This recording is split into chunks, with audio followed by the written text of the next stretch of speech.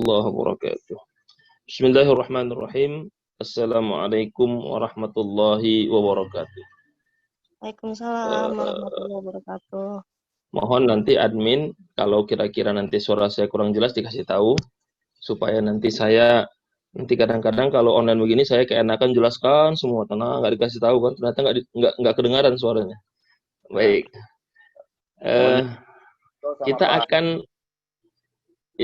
Kita akan membahas pondasi ketiga dari pelajaran ilmu tafsir, yaitu suratul Fatihah, yang selalu menjadi bahan bacaan kita atau masyarakat kalau mulai pekerjaan.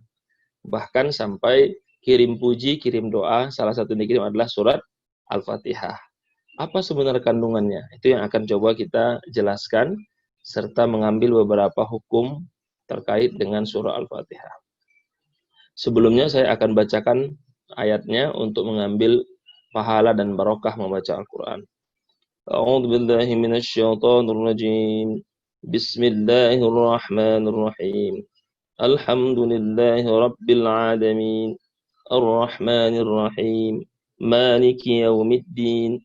Iyyaka na'budu wa iyyaka nasta'in. Ihdinas siratal mustaqim. صراط الذين أنعمت عليهم غير المغضوب عليهم ولا الضالين. ما اشتملت عليه السورة. هذه السورة سورة مكية نزلت بعد المدثر. Bahwa surat ini adalah surat kedua yang diturunkan secara utuh setelah surat Al-Muddathir. Saya pernah ceritakan di awal kita belajar bahwa ada yang disebut dengan ayat yang pertama turun, ada ayat yang terakhir turun, ada surat yang secara sempurna full turun, ada surat yang terakhir turun sempurna. Kita sudah belajar ayat pertama turun, tentu Iqra atau Al-Alaq, ayat 1 sampai 5. 6 selanjutnya itu turunnya kemudian. Kemudian ayat terakhir turun, ada yang mengatakan Al-Maidah ayat 3 yang biasa kita dengar, atau surat Al-Baqarah, wattaqu yawman turfi ilallah. Kemudian surat yang pertama turun Al-Muddathir, full lengkap. Artinya tidak sepotong seperti surat Al-Alaq. Baru terakhir turun An-Nasr, idza jaa nasrullahi wal fath, lengkap. Nah, setelah Al-Muddathir, surat yang sempurna turun adalah surat Al-Fatihah. Pertanyaannya, kenapa dia turun yang kedua setelah Al-Muddathir, tapi dalam susunannya dia malah surat yang pertama? Ini yang saya katakan di awal kita belajar, bahwa penyusunan surat Al-Quran itu petunjuk Allah melalui malaikat Jibril. Tapi timing turunnya sesuai dengan kondisi dan konteks pada saat itu. Jadi bedakan antara turunnya Al-Quran dan penyusunan Al-Quran. Turunnya Al-Quran itu berdasarkan konteks dan kebutuhan saat itu. Sehingga Quran disebut dengan dinamis, turun sesuai dengan kebutuhan. Ada masalah, ada perang, atau ada hal yang membuat Rasul sedih, turun ayat. Itu namanya turunnya Al-Quran. Tapi penyusunan Al-Quran itu langsung dari Allah melalui malaikat Jibril. Misalnya turun ayat, kata malaikat Jibril alaihissalam, ini ayatnya letakkan di sini pada posisi ini. Nah, jadi turun dan penyusunan itu ada perbedaan, sehingga kadang-kadang masyarakat atau jamaah salah paham. Kok bisa turunnya tidak sama tapi susunannya berbeda? Itu kira-kira jawaban para ahli tafsir terkait dengan perbedaan mendasar antara turunnya Al-Quran dan penyusunan Al-Quran. Ayatnya ada 7. Mashtamalat alaihi surah, tadammanat hadhihi surah ma'ani al-Qur'an al-azim, washtamalat ala usuluddin wa furu'ih. Bahwa surah ini kandungannya adalah makna-makna yang sangat mulia, terdiri dari dasar agama dan cabang-cabangnya. Wa tanawalat al-aqidah wal ibadah wat tasyri' wal iman bil ba'thi wa bi sifatillahil husna. Karena dia terdiri dari pokok dasar agama dan cabang-cabangnya, maka isinya berkisar tentang akidah, ibadah, syariat, dan keimanan terhadap hari akhir dan sifat-sifat Allah yang maha mulia. Wa ifraduhu bil ibadah wal isti'anah wad du'a, dan menjadikan ibadah hanya kepada Allah, meminta pertolongannya dengan berdoa kepadanya, wal irsyad ila talabil hidayah ila dinil haq, dan menunjukkan dia untuk bagaimana cara mendapatkan hidayah, menjemput hidayah untuk menjalankan agama secara benar, wassiratil mustaqim, dengan jalan yang lurus, wa tajannubu tariqil munharifin, dan berusaha menghindari orang-orang yang menyimpang atau orang yang sesat, an hidayatillahi ta'ala, dari petunjuk atau hidayah Allah subhanahu wa ta'ala. Asma'uha, apakah Al-Fatihah ini punya nama lain atau tidak?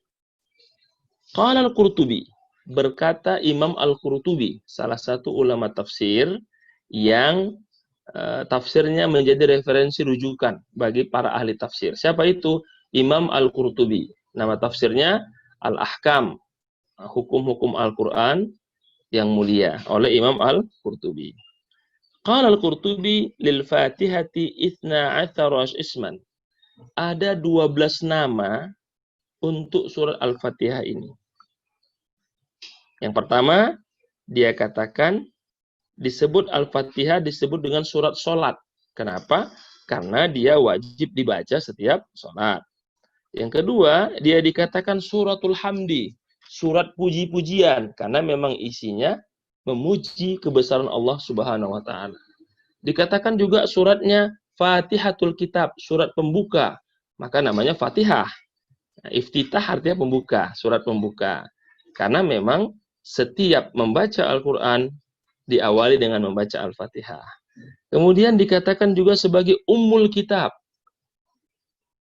intisari dari Al-Quran, karena memang dia menjelaskan secara keseluruhan mulai akidah, syariah, ibadah, dan lain-lainnya. Dia mengatakan namanya Sab'ul Masani, 7 ayat yang dibaca berulang-ulang. Karena sholat dibaca, mau mulai apapun baca ini, mengirim doa pun baca ini. Jadi namanya 7 ayat yang diulang, namanya Al-Masani. 7 ayat yang diulang-ulang. Dalam setiap rakaat sholat diulang-ulang. Dia dikatakan juga namanya Asy-Syifa, sebagai penyembuh, sehingga dipakai oleh sebagian orang. Kalau ngobat orang baca apa? Ambil air putih, baca Al-Fatihah, ditiupkan. Maka dikatakan Asy-Syifa, karena dia menyembuhkan. Dan itu ada hadisnya. Rasul mengatakan dalam salah satu hadisnya, Fatihatul Kitab Syifa'un min kulli sammin. Surat Al-Fatihah itu obat dari segala racun. Itu diambil dari hadis Imam Ad-Dirami dari Abdul Malik atau Ad-Darami dari Ibnu Umair. Kemudian dikatakan dia adalah ruqyah. Ayat ruqyah atau surat ruqyah. Apa dasarnya? Hadis Rasul mengatakan, ma'adraka annaha ruqyah. Itu dari hadis Abi Sa'id Al-Khudri. Itulah salah satu ayat andalan kalau baca ruqyah. Karena dinamakan karena ruqyah. Kemudian dikatakan juga namanya asasul kutub, dasarnya kitab. Juga dikatakan namanya Al-Quran, karena sesuatu yang dibaca. Ada dikatakan namanya Al-Wafi. Jadi ada 12 yang tidak saya sebutkan satu persatu karena di sini dijelaskan secara detail. Ashhuruha salas, dari 12 nama menurut Imam Qurtubi itu yang merupakan nama lain dari surah Al-Fatihah, yang paling masyhur ada 3. Pertama, Al-Fatihah, namanya yang kita bahas sekarang. Yang kedua, Ummul Kitab, pokoknya Al-Quran. Yang terakhir, Sab'ul Masani, 7 ayat yang sering diulang-ulang.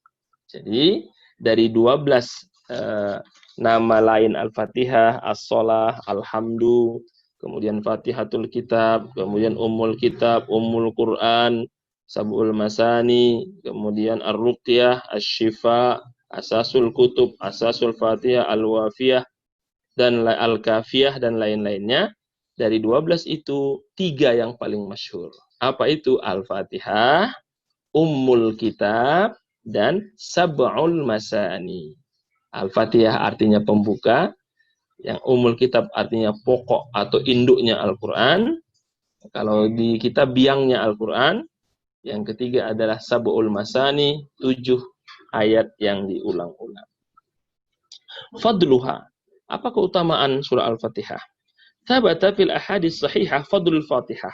Banyak sekali hadis yang menjelaskan tentang keutamaan surah Al-Fatihah. Salah satunya, Rasul mengatakan, Ma anzalallahu fit Taurat wala fil Injil, misla ummil Quran. Allah belum pernah menurunkan sebuah surat atau kitab suci lebih baik daripada Taurat maupun Injil. Apa itu? Sab'ul masani. 7 ayat yang diulang. Kenapa? Kata Allah. Karena di dalamnya ada komponen yang menarik. Apa itu? Maqsumatun baini wa baina abdi wa li abdi masa'al. Karena isi daripada Al-Fatihah itu terbagi kepada 1 permintaan kepadaku, 2 ibadah kepadaku, dan apa yang mereka mintakan oleh hambaku pasti aku berikan. Nanti kita jelaskan per ayat makna daripada surah Al-Fatihah. Yang kedua, dari Abi Sa'id dikatakan, Lau 'allimannaka suratan hiya a'zamu suwar fil Qur'an. Aku akan ajarkan kepadamu, kata Rasul, surat yang paling mulia dari semua surat. Apa itu? Alhamdulillahirabbil alamin ay sab'il masani. 7 ayat yang diulang, awalnya adalah Alhamdulillahirabbil alamin. Ini yang menjelaskan betapa utamanya surah Al-Fatihah dan dia merupakan pengantar serta pokok atau utama daripada isi Al-Quran. Jadi dia menggambarkan keseluruhan.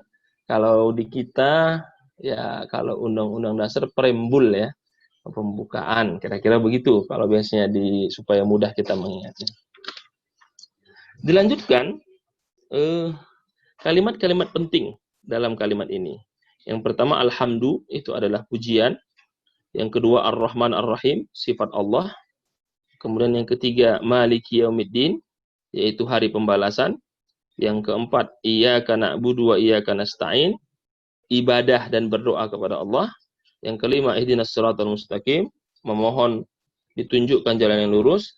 Yang keenam dan ketujuh, jalan yang jangan sampai engkau murkai, sama jalan yang engkau berikan nikmat. Siratal an'amta 'alaihim, jalan yang engkau berikan petunjuk dan engkau ridhoi, ghairil maghdubi 'alaihim waladdallin, dan jalan yang tidak engkau larang untuk diambil oleh hamba-hambanya. Ta'min adalah doa. Jadi ta'min itu adalah ucapan yang khusus dibacakan setelah membaca Al-Fatihah. Kalau surat-surat lain tidak dianjurkan. Kalau ini kan ada. Tapi yang perlu diingatkan, pembacaan ta'min itu dalam sholat. Di luar sholat, itu boleh dibaca, boleh tidak. Cuman karena kita di Indonesia terbiasa, maka setiap orang Fatihah, pasti kita refleks mengatakan amin. Karena terbiasa. Dasarnya apa? Hadis Rasul mengatakan, Iza ammanal imam, fa'amminu, fa'innahu man wafaqa ta'minahu, ta'minal malaikah. Kenapa kita setiap sholat harus membaca amin setelah orang membaca Al-Fatihah atau imam? Karena setiap kali dibacakan Al-Fatihah, malaikat akan membaca amin, maka bacalah amin bersama para malaikat. Jika engkau melakukan itu, kata Rasul, ghufirallahu ma taqaddama min dzambih, akan diampuni dosa-dosanya yang telah lalu. Jadi itu salah satu fadilah kenapa baca amin, sehingga di luar sholat pun kita baca amin karena malaikat juga mengaminkan setiap mendengarkan surat Al-Fatihah yang dibacakan. Ara'ul ulama fil jahri wal isra bit ta'min. Lalu ulama berbeda pendapat. Kira-kira baca amin ini perlu jahar, amin, atau sir, diam dalam hati, amin, pelan aja, atau bagaimana? Qala al-Hanafiyah wal Malikiyah fil rajih. Berkata mazhab Hanafi dan Maliki. Jadi mazhab itu ada 4 ya, ada Hanafi, Maliki, ada Syafi'i, ada Hambali. Hanafi dan Maliki berpendapat al-ikhfa'u awil israr bi amin aula minal jahri biha li'annahu du'a. Mereka berpendapat membaca amin itu lebih baik sir atau dalam hati. Itulah kenapa kalau kita pernah dengar ketika imam baca Al-Fatihah, aminnya kan nggak kedengaran, kadang amin, amin dalam hati. Kenapa? Karena dia merupakan doa. Arba'un yukhfihinnal imam. At-ta'awuz, wat-tasmiyah, wat-ta'min, wat-tahmid. Ada 4 bacaan yang imam itu tidak mengeluarkan suaranya. Apa itu? 1, ta'awuz. A'udzubillahi minasyaitonirrajim. Kan imam nggak pernah kita dengar kan baca a'udzubillah dalam hati dia. Yang kedua, tasmiyah. Bismillah. Memang mazhab Hanafi, Maliki memang nggak baca bismillah kan? Langsung alhamdulillahirabbil dibaca tasbihnya pelan. Yang kita sudah bahas minggu lalu. Yang ketiga, at-ta'min, membaca amin, tidak perlu bersuara. Amin, gitu saja, tidak harus bersuara. Yang keempat, at-tahmid. Kalau kita sholat, sami Allahu liman hamidah, Rabbana walakal ham, itu dibaca oleh Bilal kalau imamnya tidak bersuara. Ini pendapat mazhab Hanafi dan Maliki yang tetap menganjurkan baca amin tapi tidak mengeraskan suaranya.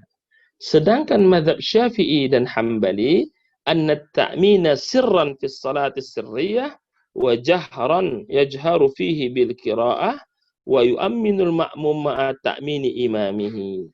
Tapi pendapat mazhab Syafi'i dan Hambali berbeda.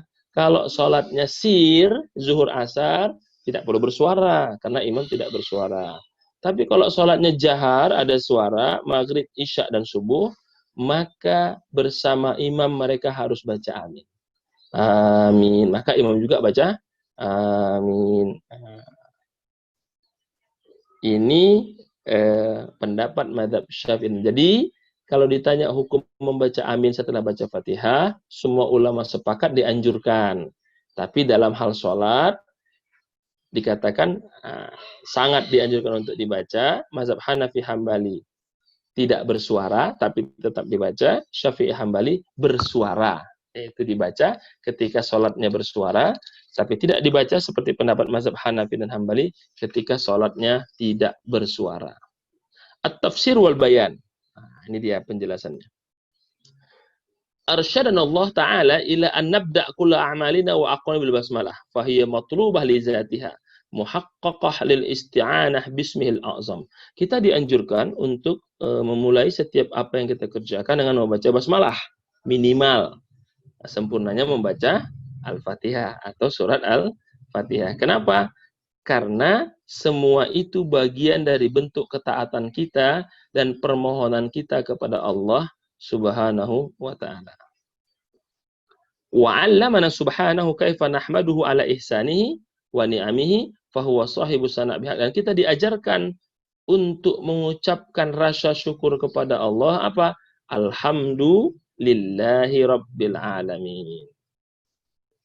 Nah, itu salah satu penegas kalau kita mengucapkan bersyukur apa? Qulil hamdillah. Katakanlah alhamdulillah rabbil alamin. Lalu Allah menjelaskan bahwa dialah yang mempunyai 2 sifat yang luar biasa, yaitu Ar-Rahman Ar-Rahim. Maha pengasih dan maha penyayang. Ar-Rahman li jami'il alam wal makhluk, untuk manusia dan seluruh makhluk, pengasihnya Allah.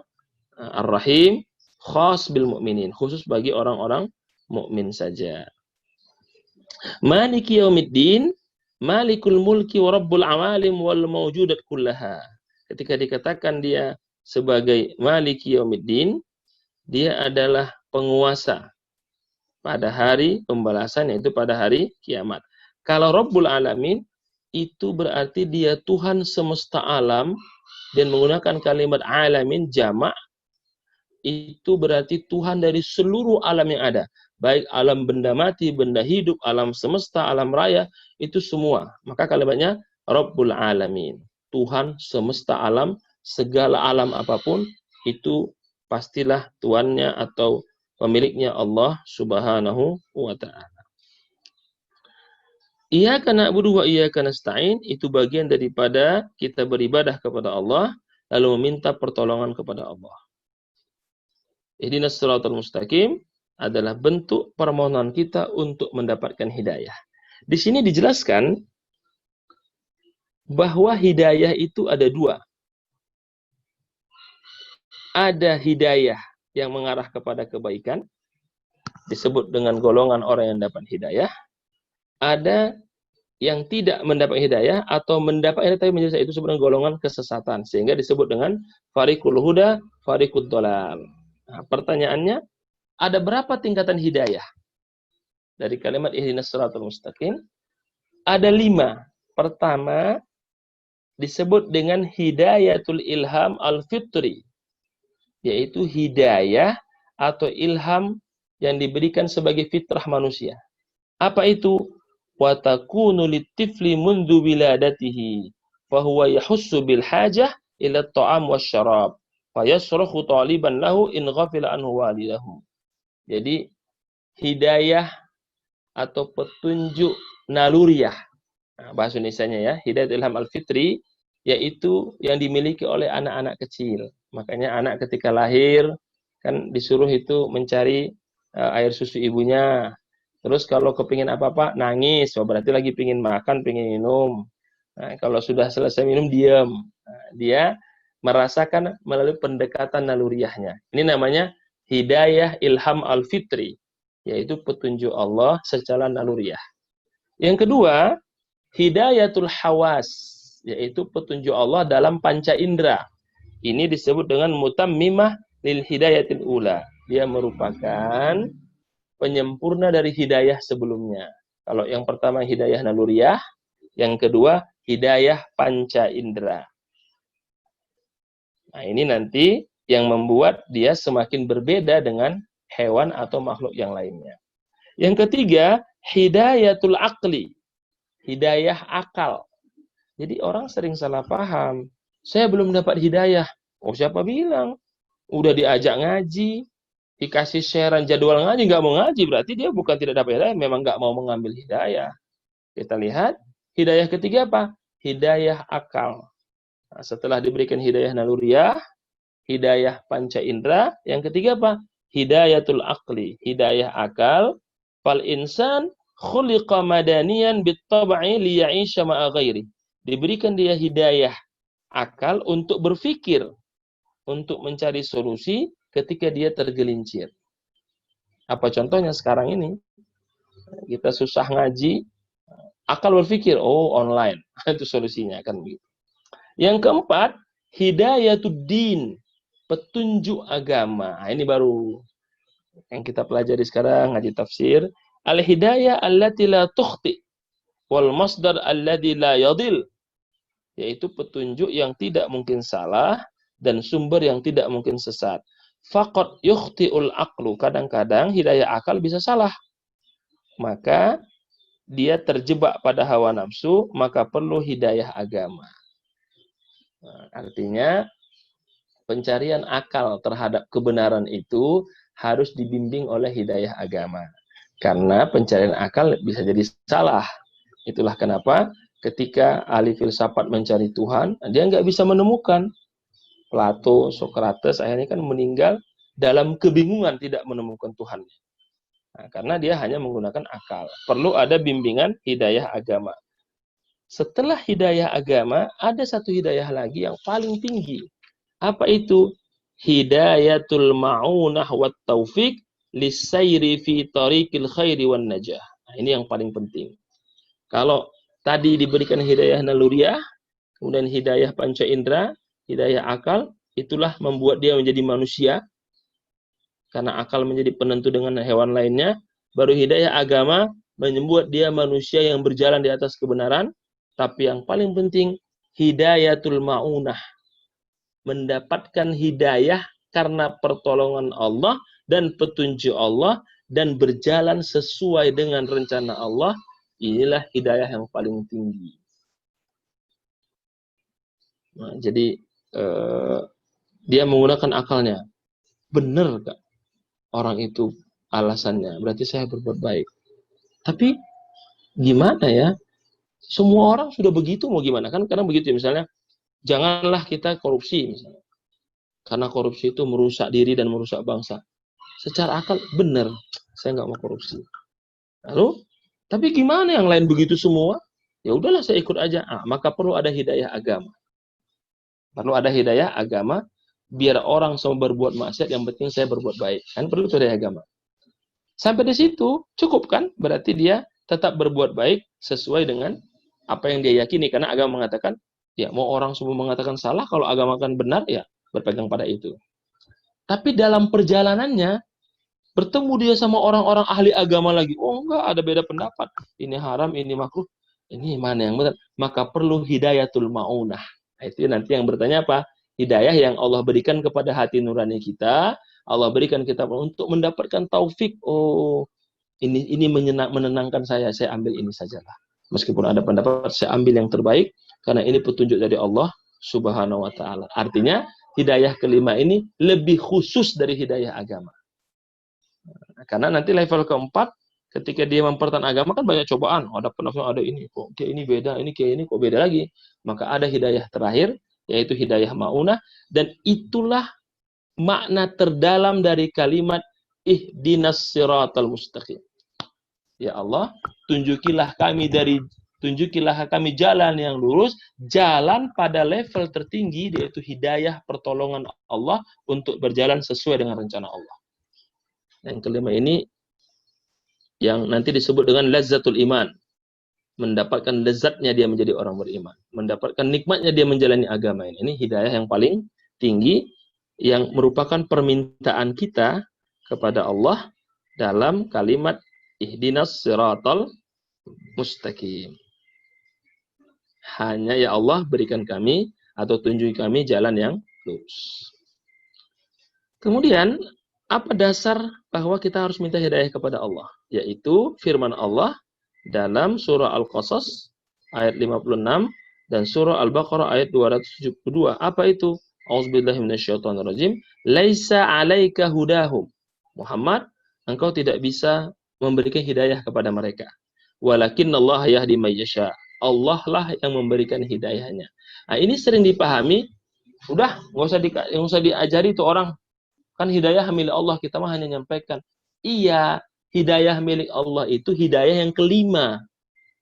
Tapi kalau hidayah akal, bisa dia kita ajarkan, kita ajak berpikir. Hidayah agama, bisa ikut pengajian tafsir, ikut pengajian fikih. Nah, hidayah kelima itulah yang memang, yang itu Allah berikan hanya kepada orang yang dia kehendaki. Nah, kadang kita salah paham. Kenapa enggak sholat? Kenapa enggak haji? Belum dapat hidayah Pak Ustadz. Udah dapat hidayah. Apa hidayah naluriahnya?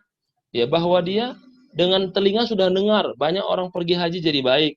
Banyak orang menabung sampai dari kecil 15 tahun akhirnya berangkat haji.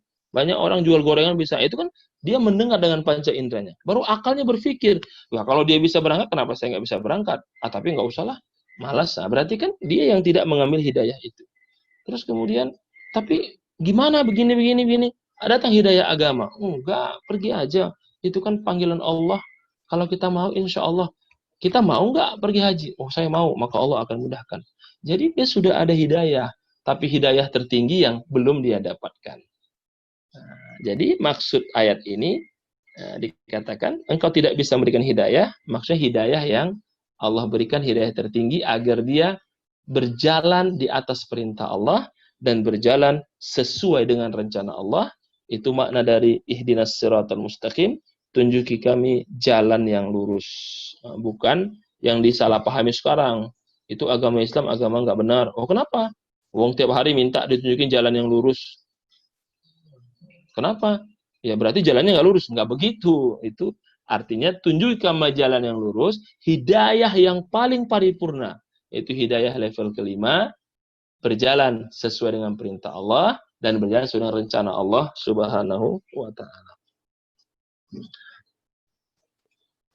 Wal idlal nawani ghairil maghdu alaihim, dan bukan yang engkau benci dan engkau tidak sukai karena kesesatan.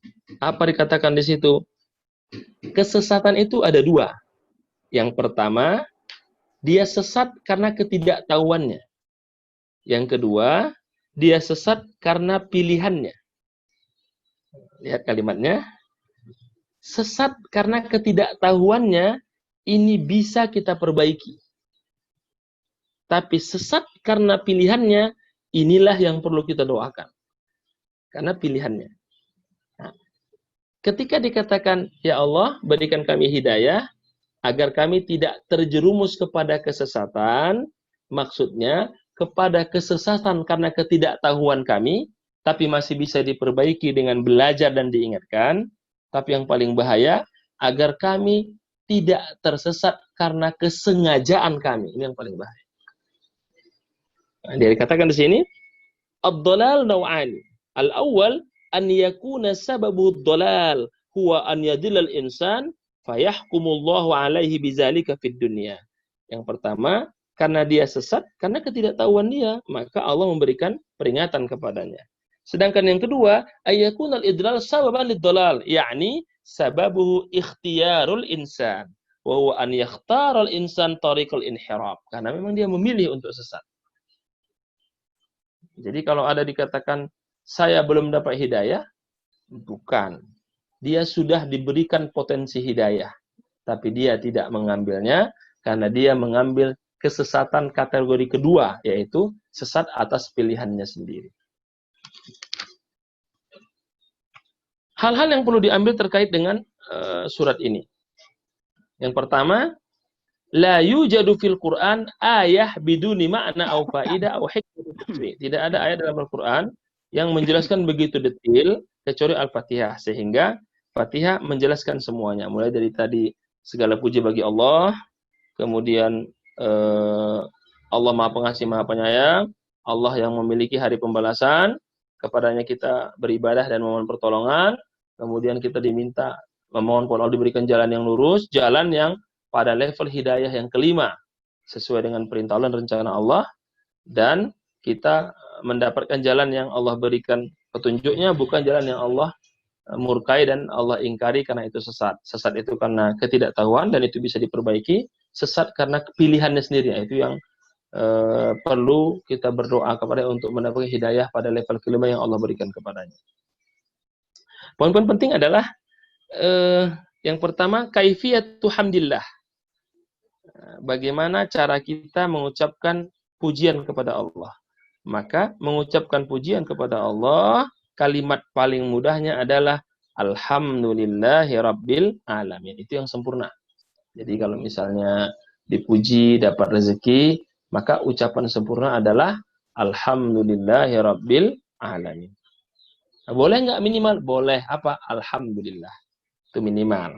Sama seperti kalau kita mau melakukan sesuatu, sempurna bismillahirrahmanirrahim atau minimal bismillah. Tapi gunakanlah yang sempurna.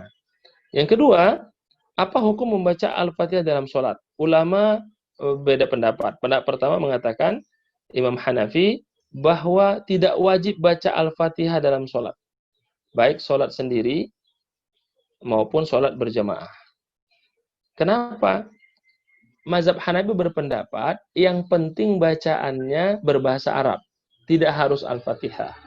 Tapi kalau bisa lebih baik. Nah, ini dipahami oleh beberapa kalangan, termasuk umat-umat kita, berarti nggak harus baca Fatihah. Bukan, maksud mazhab Hanafi adalah baca Fatihah tidak sampai membatalkan sholat kalau nggak baca. Itu maksudnya.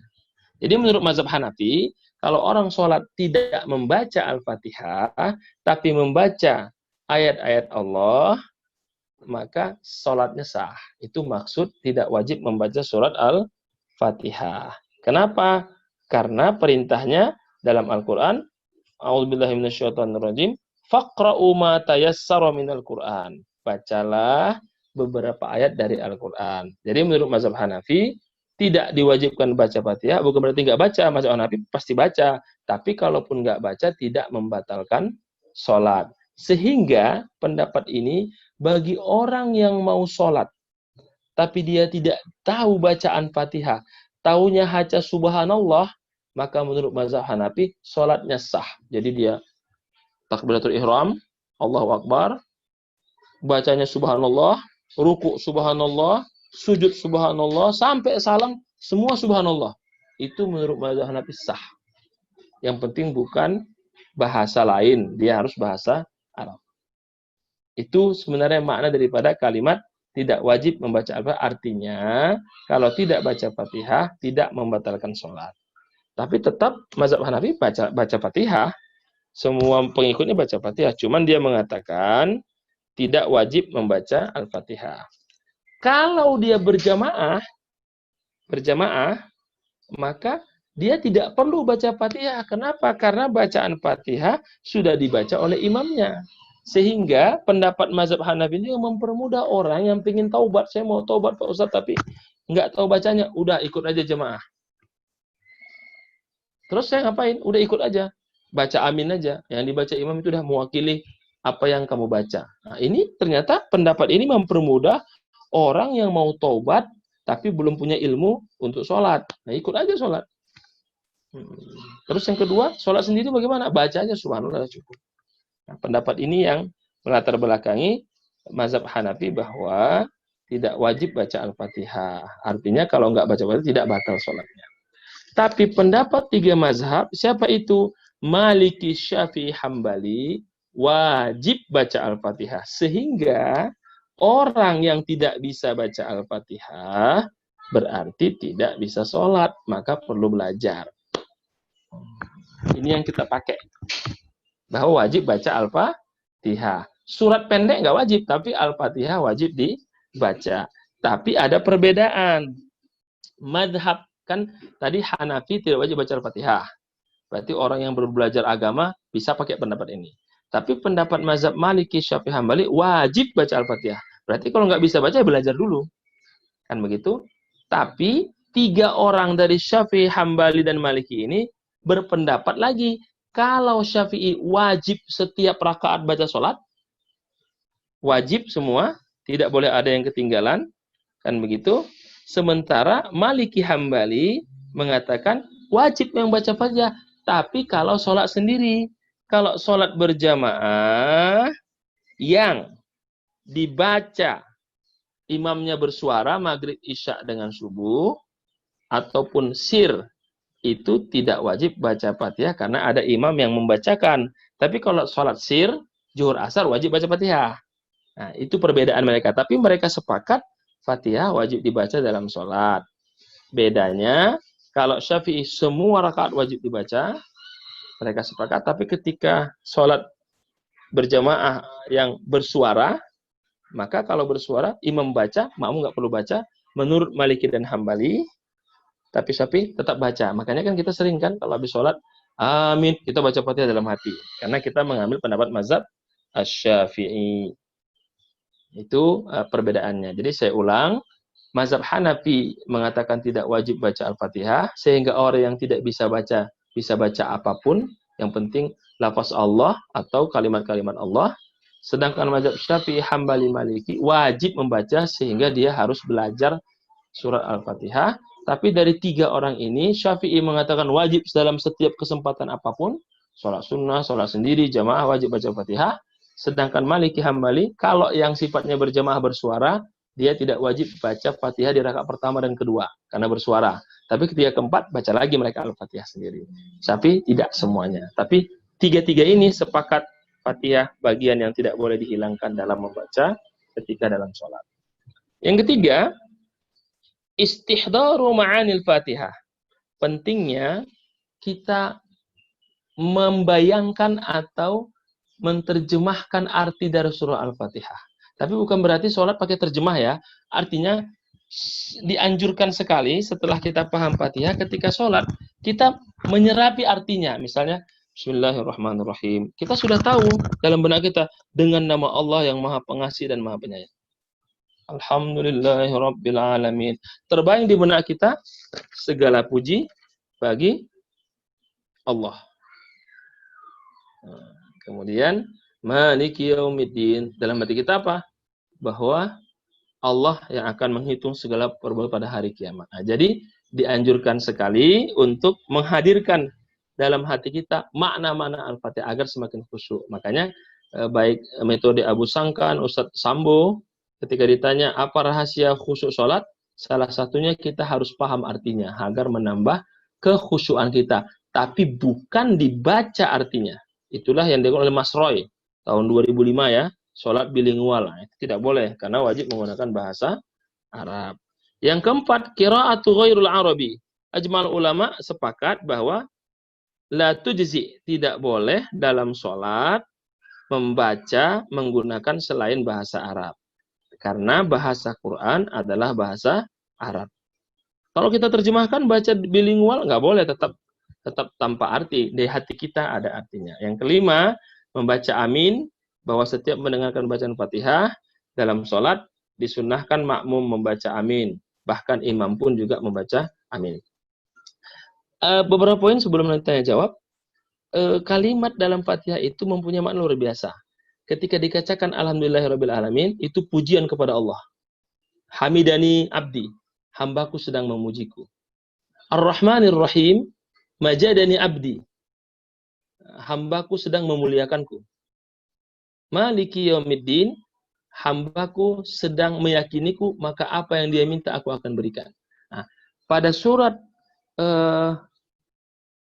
Alhamdulillahirabbil alamin, Ar-Rahmanir Rahim dan Maliki yaumiddin itu adalah surat untuk Allah. Artinya pujian dan pengagungan kepada Allah. Baru ayat sesudahnya, iyyaka na'budu wa iyyaka nasta'in, ihdinas siratal mustaqim, siratal ladzina an'amta 'alaihim. Ini adalah permintaan hamba. Artinya permintaan seorang hamba kepada Allah. Jadi separuhnya itu memuji-muji Allah, separuhnya lagi itu permintaan hamba kepada Allah Subhanahu wa ta'ala. Jadi dikatakan Fatihah ini sebagai surat yang luar biasa karena dia membagi dua. Separuh itu hak Allah, separuh itu hak hambanya. Kenapa? Karena dari 1 sampai 3 itu memuji Allah, 4, 5, 6 dan sampai 7 itu adalah permintaan hamba kepada Allah Subhanahu wa ta'ala. Kira-kira itu yang bisa saya sampaikan. Nanti saya kirimkan hand-on-nya dalam 1 halaman, 2 halaman untuk menambah pemahaman kita. Demikian. Ada yang bertanya silahkan. Shadaqallahul adzim. Assalamualaikum warahmatullahi wabarakatuh. Silakan Bapak Ibu rekan-rekan yang mau menyampaikan pertanyaan ke Ustaz.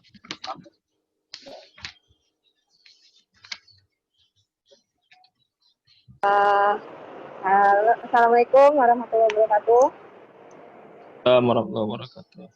Cukup kedengaran nggak? Karena masih di jalan. Mohon maaf agak berisik. Jelas. Jadi tadi terkait apa? Bacaan amin ya. Ini memang hal yang mungkin bisa dibilang biasa, tapi sebenarnya kan ada maknanya gitu ya.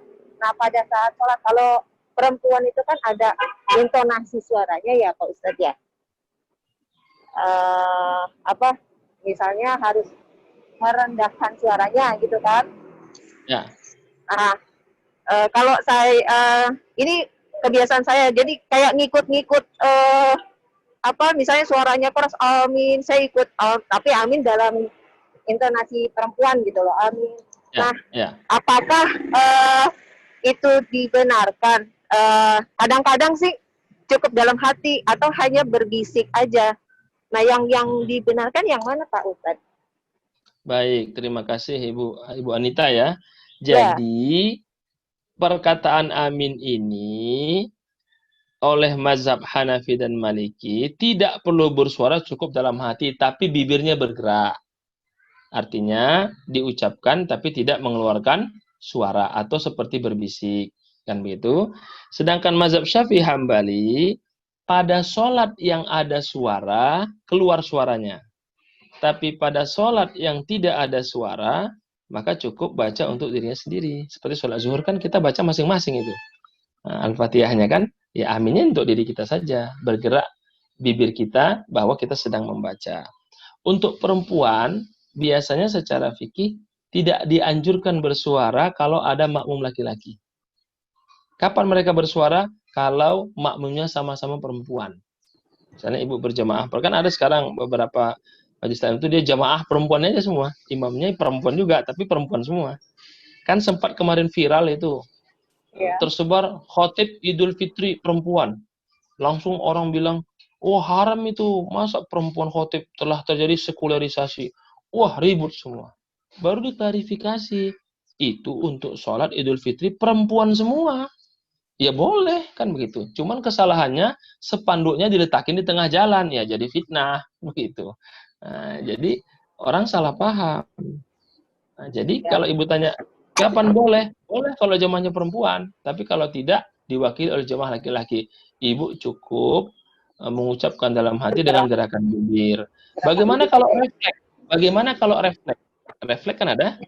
Nah, Iya. Allah mengatakan, Auzubillahi minasyaitonirrajim, la yu'akizukumullah billaghwi fi aimanikum. Allah tidak akan menghukumi seseorang karena ketidaksadarannya. Kan itu ketidaksengajaan namanya. Nah, jadi tidak salah. Tapi kan nggak mungkin setiap Seringnya sholat spontan gitu Pak Ustadz kan. ya itu namanya refleks, Bu. Nah, refleks kan nggak apa-apa. Jadi itu tidak masuk dalam kategori hukum karena ketidaksengajaan. Jadi nggak apa-apa. Tapi kalau ditanya kapan perempuan boleh bersuara, ketika jamaahnya perempuan semua, imamnya juga perempuan semua. Nah, tapi kalau di luar sholat, hukumnya bukan lagi hukum sholat, tapi aurat atau tidak. Nah, kan ternyata kan ibu-ibu, kalau lagi kita majelis taklim begini nih, saya doa, amin. Aurat tidak. Kalau kira-kira dengan suara ibu misalnya amin, terus nanti ada yang menghayal dari jemaah ini ya jadi dosa, tapi kan enggak. Nah, itu kan kategori aurat atau menimbulkan syahwat itu kan dia tidak bisa di apa ya dirilkan. Itu kan kembali kepada hati masing-masing. Dalam Islam itu ada namanya teori sadduz zari'ah, mencegah lebih baik daripada terjadi. Kalau kira-kira khawatir jangan. Nah, jadi suara perempuan aurat atau tidak itu kata kunci adalah mencegah sebelum terjadi hal yang tidak diinginkan. Itu saja sebenarnya, Ibu. Jadi tidak ada masalah. Begitu, Bu. Wallahu a'lam bishawab. Alhamdulillah. Oke. Terima kasih Pak Ustadz. Jadi Ya, tambah sama-sama, tahu Bu. dari sini jadinya kapan harus dilakukannya. Seperti tadi Pak Ustadz bilang. Jadi Ya. tambah ngerti nih Pak. Makasih ya. Sama-sama, Bu. Silahkan. Teman-teman, Bapak Ibu yang mau bertanya lagi.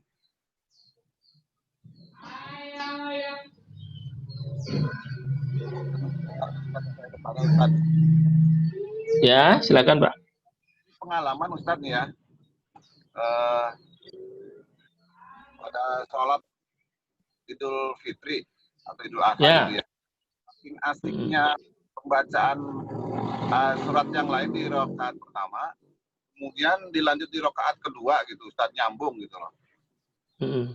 Tapi nggak diawali dengan Al-Fatihah. Mungkin ketika setelah selesai baca surat itu, imamnya baru sadar, oh ya belum baca Al-Fatihah gitu. Akhirnya Al-Fatihah dibaca belakangan gitu. Kemudian setelah itu baru melakukan ruku gitu. Nah itu gimana Ustadz seperti itu? Ustadz? Oh iya, iya.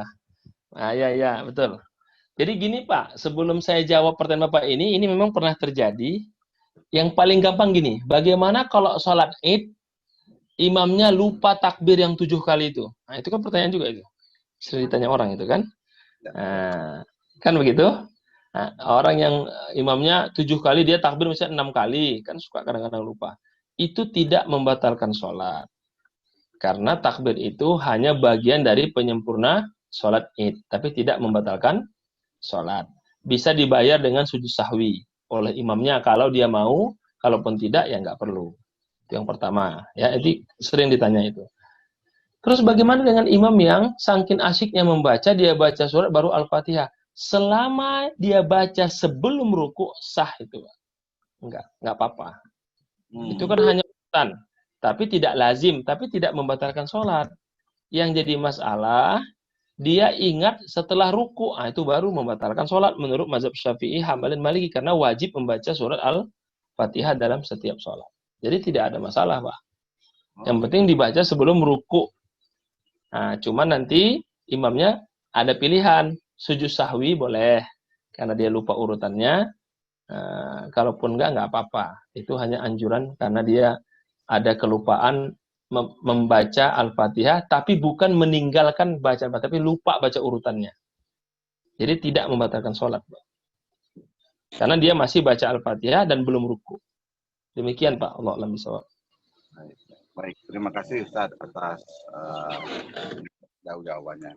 Yang lain mungkin silakan teman-teman.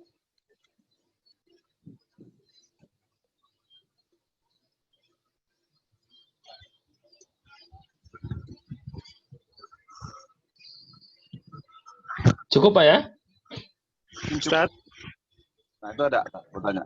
Silakan. dikit lagi Ustaz. Ustaz, Ya. pembacaan yang sir itu eh, kita harus mendengar suara kita sendiri atau istilahnya secara ininya umik-umik di hati itu udah merasa membaca gitu Ustaz. Terutama pembacaan yang perlu fadal kan waladhdallin itu deh. Iya, betul. Kekerasannya seberapa gitu kan? Ya. Sir itu ada dua. Satu, sir yang bergerak mulutnya, itu namanya sir. Ya. Itu sir bergerak mulutnya. Jadi kalau mulutnya tidak bergerak, nah itu namanya dia tidak membaca. Harus bergerak mulutnya. Yang kedua, sir yang paling baik, bergerak mulutnya dan telinganya bisa mendengar apa yang dia ucapkan. Tapi orang lain tidak mendengarnya. Nah, berarti apa? Seperti berbisik kan? Ya. Berbisik itu kan bergerak bibirnya, ada suaranya, tapi hanya dia yang mendengar. Nah, ini sir yang paling baik. Nah, tapi kalau sir cukup bergerak bibirnya, itu juga nggak apa-apa. Ya, karena yang penting bergerak bibir. Itu yang pernah saya sampaikan di pengajian ini juga ya, waktu membaca Quran. Kan banyak orang baca Quran itu diem aja. Nah, itu itu namanya bukan baca Quran. Kan sering itu baca Quran diem aja. Tiba-tiba udah selesai. Saya dulu di pesantren itu pernah punya teman salut. Dia satu hari bisa selesai tamat khatam Quran. Wah, saya bilang ngalahin Imam Syafi'i ini kan gitu. Imam Syafi'i kan biasanya kan per satu minggu baru khatam kan gitu kan. Ini satu hari khatam. Hebat sekali kan gitu. Saya ikutin. Ternyata dia tidak bersuara, tidak bergerak, bibirnya diam aja. Wah, ini mau baca Quran bukan baca Quran kan begitu. Nah, jadi bergerak. Nah, gitu kan. Nah, itu disebut dengan membaca tadi. Nah, begitu Pak. Jadi bergerak Pak ya. Jadi sir itu saya ulangi, bergerak bibirnya. Itu berarti dia sedang membaca. Yang kedua, sir bergerak dan ada suara yang hanya didengar oleh dirinya sendiri. Sedangkan selain itu dalam hati itu bukan sir. Itu berarti bacaan dalam hati. Ya, dalam hati nggak ada yang tahu kan begitu. Walau alam Di sholat nggak boleh ya Ustaz ya? Di sholat enggak, dia harus ada bergerak. Harus bergerak ya? Iya, bibirnya. Berarti dia membaca. Hmm. Kalau Bapak nggak bergerak dalam hati, ya nanti bacaannya sampai di mana kadang-kadang bisa menghayal itu, Pak. Ya. Iya. Kan sholat yang paling sering orang lupa kan sholat zuhur asar, Pak. Kadang 3 atau 5, ya Pak ya. Nah, iya, kalau kita pada senyum-senyum yang di grup ini berarti pernah lupa berarti zuhur sama asar gitu lah ya. Terus pembacaan waladhdallinnya itu gimana Ustaz ya? Ya bergerak aja. Kan bisa bergerak ya? itu. Nih contohnya. Kan bergerak itu. Karena ada suara kita dengar tuh. Iya. Nah, itu kan bisa kelihatan dia sedang membaca gitu. Iya. Iya, harus itu ada sir itu ya? Iya, itu sir yang paling baik. Itu sir yang paling baik. Karena dalam hati itu meskipun ada ulama mengatakan ditakutkan nanti pikirannya kemana-mana. Iya. Kan begitu. Nah, kan iman itu dalam hati, tapi syariat itu dipraktekkan. Makanya kenapa orang sering berbeda? Karena tidak bisa membedakan antara iman dengan syariat. Iman itu kan urusannya hati. Syariat itu pembuktian. Nah, sholat itu syariat atau iman? Sholat itu kan syariat. Dia ibadah badaniyah harus dibuktikan kan dengan gerakan. Nah, kan begitu. Kan dalam Islam itu ada iman, ada Islam, ada ihsan. Iman itu masalah akidah, abstrak. Islam itu syariat, konkret kan begitu. Ihsan itu kontrol terhadap abstrak dan konkret, akhlak kan begitu. Itu termasuk makanya, bacaan lainnya Ustaz? Seperti salawat, hidayat akhir, gitu ya. Tapi perlu diingat Pak ya, kalau kita sholat maghrib, isya dengan subuh, itu memang tidak apa-apa kita tidak bersuara, sir. Kalau bersuara silahkan, tapi kan itu untuk berjamaah. Kalau kita sendiri ya sir juga, kan sering sholat subuh, kalau misalnya lagi nggak ke masjid atau misalnya di perjalanan ya kan, yang biasanya orang-orang yang suka ke pasar itu kan dia sudah pergi sebelum subuh, jadi sholatnya di jalan kan. Nah, itu berarti kan dia tidak bersuara karena sholat sendiri. Itu kan bersuara untuk sholat berjamaah. Tapi kalaupun bersuara nggak apa-apa, karena memang dibolehkan untuk untuk maghrib, isya dan subuh. Demikian Pak, kalau alam bisawab. Syukron.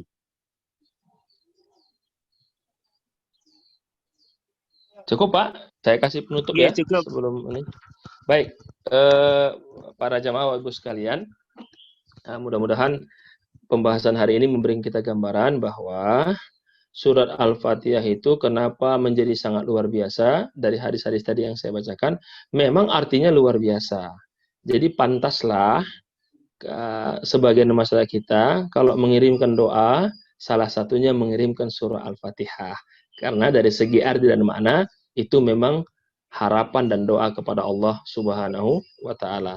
Dan mudah-mudahan kita semua menjadi orang-orang yang mendapatkan petunjuk Allah, yaitu petunjuk paripurna hidayah yang tertinggi, yaitu menjalankan sesuai perintah Allah dan menerima sesuai dengan rencana Allah. Demikian, wallahu a'lam bishawab. Silakan Pak. Assalamualaikum warahmatullahi wabarakatuh. Waalaikumsalam warahmatullahi wabarakatuh. Terima kasih Ustadz Asnan warahmatullahi wabarakatuh dan materinya pada pagi hari ini. Semoga apa yang sudah disampaikan ini bisa kita memberkas dalam diri kita dan bisa kita implementasikan dalam ibadah kita sehari-hari. Amin. Saya tutup. Baca majelis. Subhanallah wa bihamdika asyhadu alla ilaha illa anta Subhanallah, astaghfiruka wa atubu ilaik. Tutup. Wassalamualaikum warahmatullahi wabarakatuh. Waalaikumsalam warahmatullahi wabarakatuh. Terima kasih Bapak. Mohon izin. Assalamualaikum. Ustaz. Yang manilah Ustaz. Pak Ustaz. Ya Bu, sama-sama. Mas Buhari. Ya Pak, ya. Masa ada recordnya nanti biar kita share ke teman-teman yang belum ikut pada pagi hari ini ya. Ya Pak. Ya, makasih. Sama-sama Pak. Thank you Om Jay. Ya, sama-sama. Ya, pamit ya. Assalamualaikum. Salam. Silakan teman-teman yang mau melanjutkan